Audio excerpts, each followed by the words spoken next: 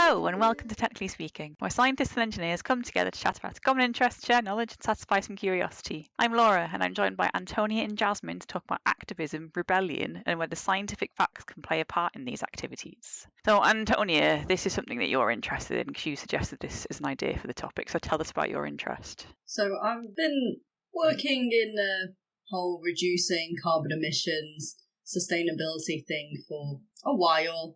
It was one of the motivations for me studying chemical engineering at university. When I left university and I was looking for a job, I was keen to not join an oil and gas company, or at least a company that exclusively worked in something like oil and gas.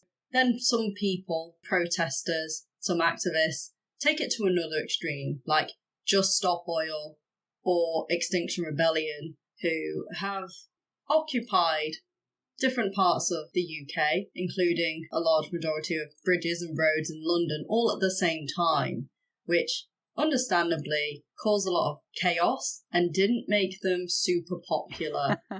You probably have the same values as Extinction Rebellion. Stop kicking out greenhouse gases. Perhaps. But your action to combat that is very different. Yeah, and how does that work? How does annoying the public make people want to fight climate change more? The most recent thing I saw was still a while ago. They were didn't they start climbing on trains in London so people couldn't get to work because it was during rush hour? That doesn't sound great, because arguably you want people to be able to take public transport. On the other hand, they could be saying, why would we continue to feed the capitalist machine that, all in all, also increases carbon emissions? Exactly. Maybe we'll get into that a bit later on when we get into our meaty discussion.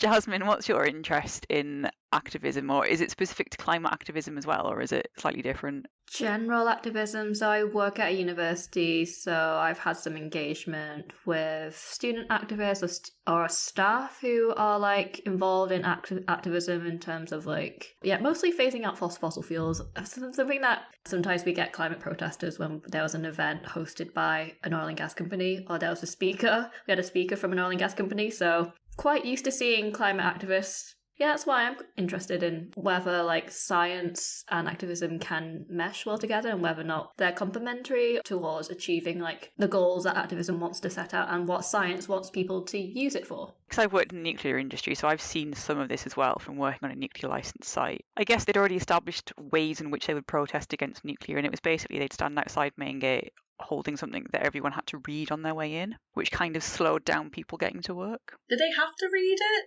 I guess you probably could have said no, but even just, stopping people to ask them probably did slow them down. I have no idea what effect this had on operations. People were used to it. Jasmin, you said that you've come across it at the university, so can you tell us more about it and whether they did use science in their activism? In 2007, when Heathrow had plans to expand the airport, there were quite large protests by climate activists who were really against the expansion of the UK's aviation sector and including expansion of Heathrow.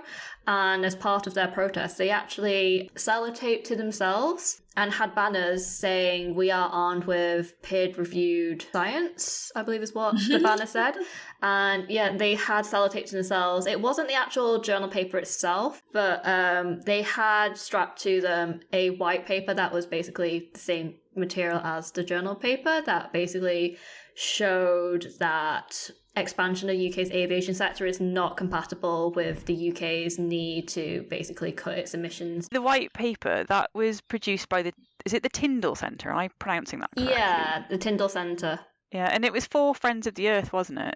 I believe the white paper was commissioned by Friends for the Earth, but the journal paper that was published based on the research was peer-reviewed. Yeah, I mean, it would make sense because the Tyndall Centre is really well known, it's really prestigious, so they would be doing things that would be able to be peer-reviewed. Yeah. I did wonder if the work was sort of funded by Friends of the Earth or whatever that relationship was, if the research was communicated to Friends of the Earth and their various supporting entities in some other way, because I understood very little of that report. I'm not a climate scientist. There's no reason why I would necessarily. Well, when I read through the report, I understood it, but then again, I do work in this field. The main messages of the report is basically that expanding aviation sector is not compatible with carbon reduction targets, which back in 2007 was 60% for the UK. 6% of what, sorry? Okay, so back in 2007, the UK government's carbon dioxide reduction target was to reduce emissions of carbon dioxide alone by 60% by 2050. That has now been revised because of the Paris Agreement and other net zero pledges. Okay, so they're aiming for a more ambitious reduction, but still with air travel expanding as it is. Yeah, so they were arguing that expanding the aviation sector is not compatible with achieving any reductions in greenhouse gas, well, CO2 emissions and greenhouse gas emissions in total. Interestingly enough, the UK's total greenhouse gas emissions have actually decreased since then, but mostly because the power sector has been decarbonising, so just basically phasing out coal and increasing renewable capacity.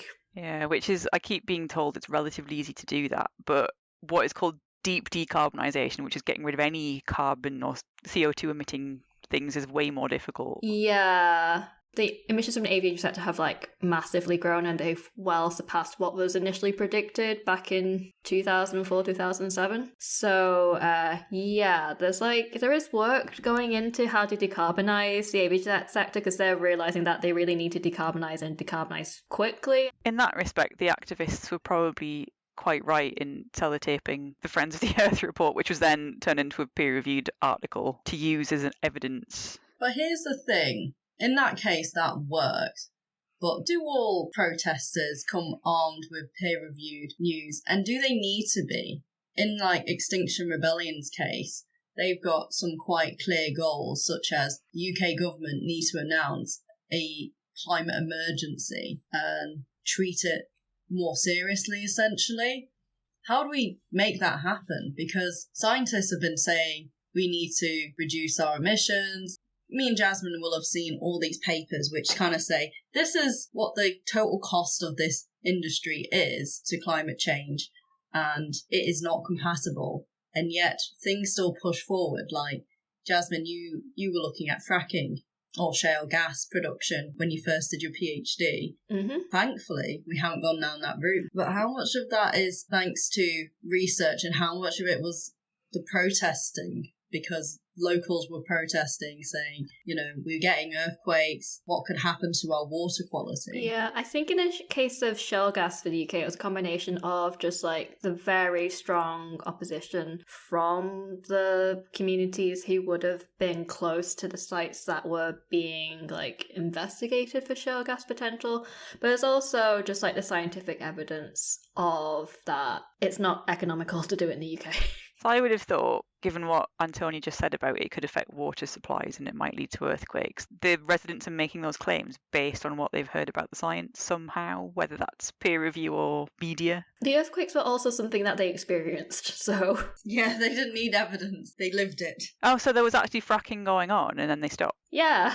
They were doing test hydraulic fracturing, and yeah, there were earthquakes experienced. Was it known beforehand that it could cause earthquakes? Yes. And they did it anyway, okay. So the science was kind of ignored in that Yes. case, and it was the residents. At the time, there was very little regulation around it. I think the argument was that because it was a very small scale hydraulic fracturing, because it was a test well. I forget the name of the site. Preston New Road? Preston New Road, that's the one. Okay, so in that instance, it wasn't necessarily the science that convinced the UK to change its policy, it was the residents. And I feel like that happens quite a lot. It is the local population that kind of rebels against what a government or an organisation is going to do. And I guess that extends to non-science topics as well. We see it in other social change, that people have disruptive protests, and key thing is non-violent protests. I think throughout history we've kind of seen the women's vote and the suffragettes movement, Martin Luther King and getting equal rights for black people and abolishing segregation. It seems like that kind of stuff worked, and it wasn't working until key moments happened and kind of forced policy. So that can't have just been a lot of people said no, and that was that. Because I'm pretty sure there are other instances in history where, despite people not wanting something, it happens anyway. Yeah, Yeah. that's very true. There must be some, there must be some rebellions that work and some don't. They must have different tactics. Yeah, so I tried to find some science, some evidence about it. Admittedly, because they're not really things that I often read journal articles about, I did kind of struggle. They are quite a lot different to the physical science journals, I will give you that. Oh, yeah. The way they give evidence is a very different way. And, well, the whole thing is just structured differently. You're expecting, like, a methodology. I did find one article which reports on a survey that academics in the sociology, political science, and that kind of area of research, and they asked them what made different social movements more successful, and they sort of graded different aspects in terms of their importance. One of the conclusions was disruptive protesting is actually quite important for success. So it doesn't necessarily matter who you target it at as long as you state your demands. Yeah, they said it's important that they're sustained, but not necessarily widespread. So they might have backlash from the public, so it might not be a popular thing, but if it is disruptive, that is useful.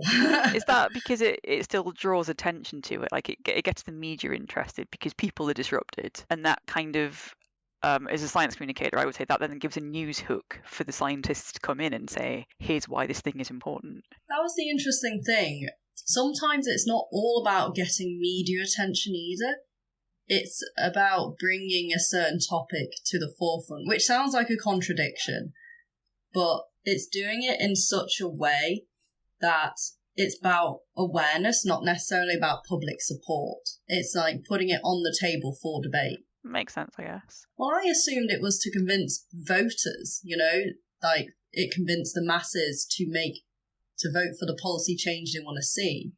But actually it's not. It's sometimes just about getting it in front of the decision makers. Did you come across a research paper that was published in January this year that was about social change? So I think it kind of feeds into what you're saying. Yes, I did. It's a little confusing because it's not necessarily an article. It says comment, but it still has points and it's still in a peer-reviewed journal. So I presume it has some weight to it. Yeah, so comments are just commentary from an expert on a particular area. Okay. And did you read this article as well? I started to read some of it. What I found amusing was they were essentially telling activists that they should disrupt the elite when they work for two elite universities.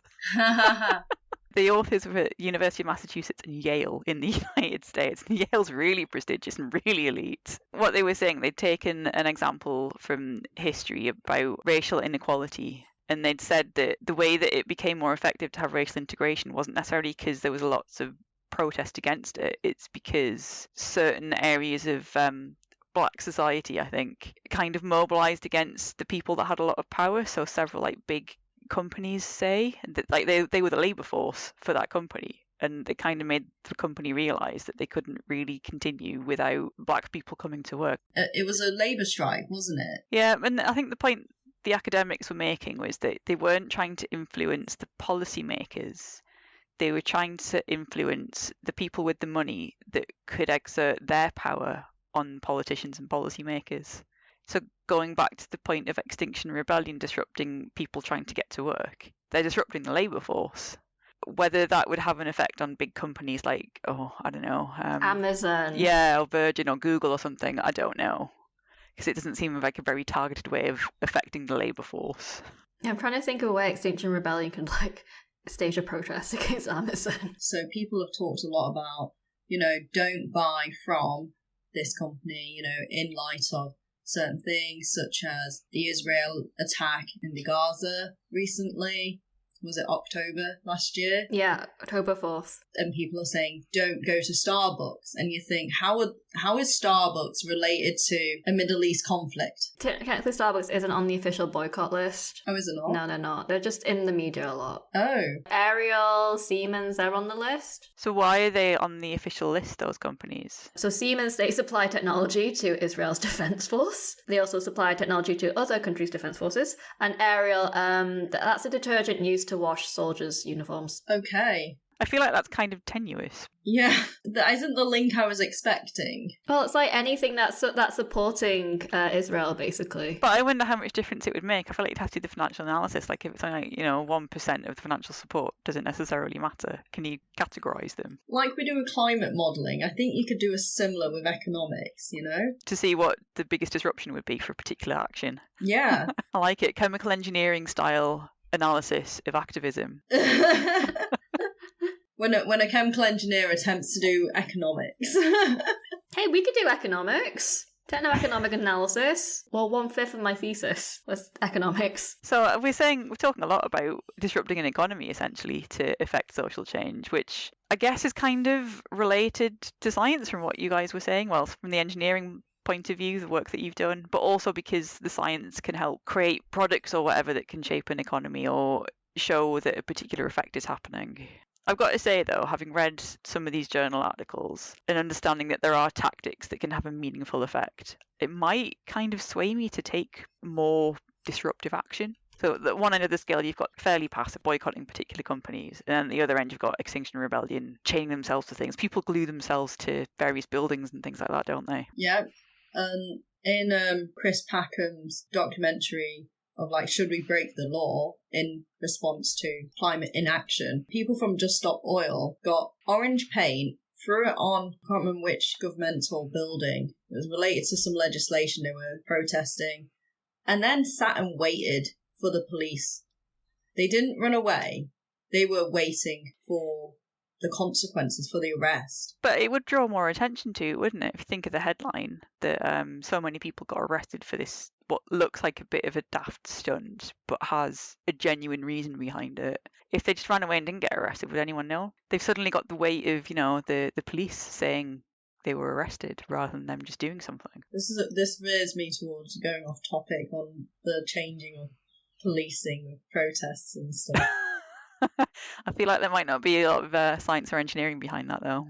I did come across a journal article, though, that was kind of related to why people might believe in a certain cause. And it was essentially saying that if there's an information vacuum, then people will take on board whatever is put in front of them. So you keep talking about things appearing in the media a lot. This specific one was about the anti-vaccination movement and how the people that tended to align with it were doing so because they didn't have the science in front of them in a way that was understandable. So it was kind of playing to emotion instead of scientific fact.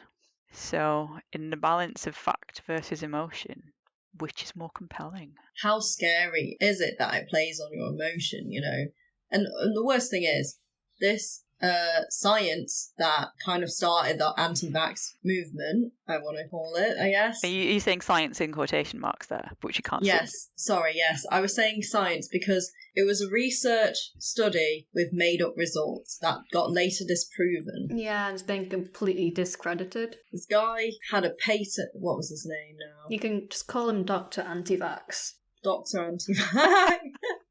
Andrew Wakefield. We're talking about the MMR vaccine and the fear around it causing autism. Allegedly, according to this fabricated study. Which is disproven. Not true. Also, the doctor, the lead author, who is basically Dr. Anti-Vax, he's not a paediatrician. Nothing involving children, nothing involving, autism. He's like a gastroenterologist. He's a stomach doctor. But then again, how many people, the general public, will just see, oh, that person's a doctor? It's kind of like me standing up and saying, I'm going to talk about climate science, but I know nothing about climate science in enough detail to talk about it with authority. I think something about the anti-vax movement particularly that makes it slightly different from other movements is that there's just a lot of media publicity about it, and also a lot of celebrities, some that you could consider A-list, really jumped on the bandwagon about anti-vax, and there still are. That's probably why there's people who still think that vaccines either cause autism or they're secretly ways the government are trying to microchip you. I think it's also kind of compounded a few things. There was the fear of alleged high risk of developing autism, but then other things that people just didn't want in related to vaccination, such as when we had COVID-19 and people didn't want to have a restricted freedom of movement and go into lockdown. They also fought against being vaccinated because they said, oh, well, this vaccine has been developed too fast, so we don't think it's safe. But in reality, I don't know if that was a genuine concern. I think it was a convenient excuse. Thinking about things from the nuclear industry as well, there's a lot of the idea the media portrays is that nuclear is bad, and that's not necessarily the case. And when I've asked members of the public what their thoughts are on it, they've said, oh, nuclear waste isn't that really bad. But when I ask them why, they don't necessarily know why they form that opinion. It just kind of is. And there are instances where this like general idea that isn't founded in any evidence has helped shape national policy in some cases. I've seen a video essay by ContraPoint who talks about, well, I think it was about cancel culture first, but I think it can be kind of applicable in that things get contracted. So instead of, this MMR vaccine allegedly could increase the risk of autism, it becomes contracted to vaccines cause autism. And I think similar things could have happened to the dilution of nuance in the nuclear, which is nuclear waste is a problem because of various things. And then just nuclear waste is a problem. Another reason why especially the MMR causes autism movement was so strong was just that the age that kids get the MMR vaccine, it overlaps with the age at which children start to show signs of autism. For parents who did get their kids vaccinated and then saw that their kids were developing signs of autism, there would be a link if you didn't know anything else about it. It's like that reporting bias. So there were people that experienced it, which then spread through word of mouth, I guess, and it became a thing that wasn't grounded in science necessarily. Yeah. So it kind of seems like in a lot of cases, the scientific evidence isn't necessarily as important as, I guess, the message that you're sending out and the wording that's used to make people care. So being emotive. There was a recent show by Joe Lycett, which was, I think, Joe Lycett versus the water companies. Well-known comedian, right? And does a lot of things where someone has a problem and he kind of pursues it for them. Correct, yes. I'm trying to remember the name of the show now. I've definitely heard of it, and I also can't think of the name. Joe Lycett's Got Your Back. Ah. So he did I guess this is kind of like a special, because it was Joe Lycett versus sewage. And there had been news articles coming out for a while that water companies were releasing sewage into our waterways, rivers, lakes, ocean, sea, all that kind of stuff. But this show that Joe Lycett did was this year, and I think that must have raised way more awareness than all the articles had done. When we were kids, there were still people protesting about quality of especially water in the seasides, and sewage was being discharged. Even back then, there's still interviews on the TV of people about why they still discharging sewage into our seas. So I guess there are two tactics there. There's either get an awful lot of people to have one voice or get a celebrity to have the voice for you. Yeah. I assume Joe Lycett would have some facts to back up if he's going to a company that's emitting waste and he's explaining what they're doing and why it's bad and there's some scientific analysis behind it. I think then in a way there wasn't too much science in that it was quite widely reported in news and from people who worked in the industry saying that this was a problem. So I think it was kind of a lack of enforcement, really, that meant it was a well-known issue, but just not enough awareness was made around it. Okay, so in that case, Joe Lycett just brought the awareness to an already known thing, so that the information was already there. There wasn't an information vacuum, it was just drawing attention to it. Yeah, I think so. Fair enough. Near the start, you mentioned Extinction Rebellion, Antonia, and do they need to use science to shape their cause and get people to listen, or can they just go out and do stuff? Given what we've learned in this conversation about their tactics and what sort of information you may need, do you have a more informed opinion on that now? Yeah, I think what I've learned from reading about the topic is you do need to kind of have both the public and the decision makers or people who influence the decision makers to be on your side. Having the knowledge would definitely help because it gives credibility. I still don't emotionally agree with some of the tactics, but there is evidence that some of them work. I guess not all tactic works on every person. Yeah, but from history, a body of evidence has shown that some of those unpopular tactics are effective. And what about you, Jasmin? Because you said you've seen some activism from your university or from people within your university, I think. Can you kind of see why they're doing it and does it make sense to you? So it's a mixture of like staff and students, and I think the general, like if I had to sum up why they're deciding to like choose activism, I think it's because they're just like fed up of the slow pace of positive action towards basically meeting climate change goals, but more specifically divesting from fossil fuels and cutting out fossil fuels in the UK's just like general energy and other consumer habits. I suppose if I was to be on the other side, they'd still need the evidence to show that it is achievable, because a lot of people still think decarbonising is really expensive and they don't like it because in the short term it's expensive.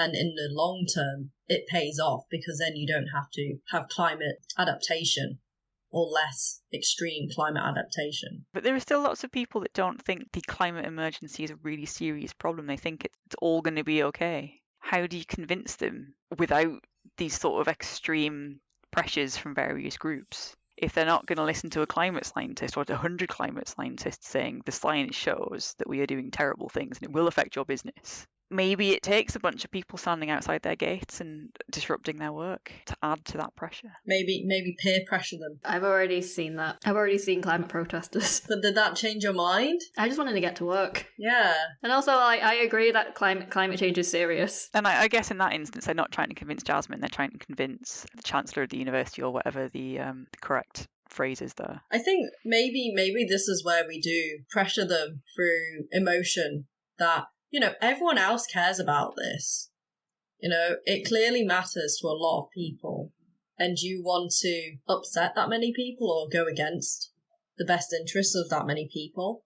But they're convinced that they're right. So if I had the answer to how to convince people to take climate action, oh boy. It would take a whole load of different voices because each person is influenced by different things, right? Like I listen to debates and I tend to side with the person that makes the most rational, factual argument, not the person that's just really emotive and almost shouting down their microphone. But that's me. I'm a rational, fact-based person.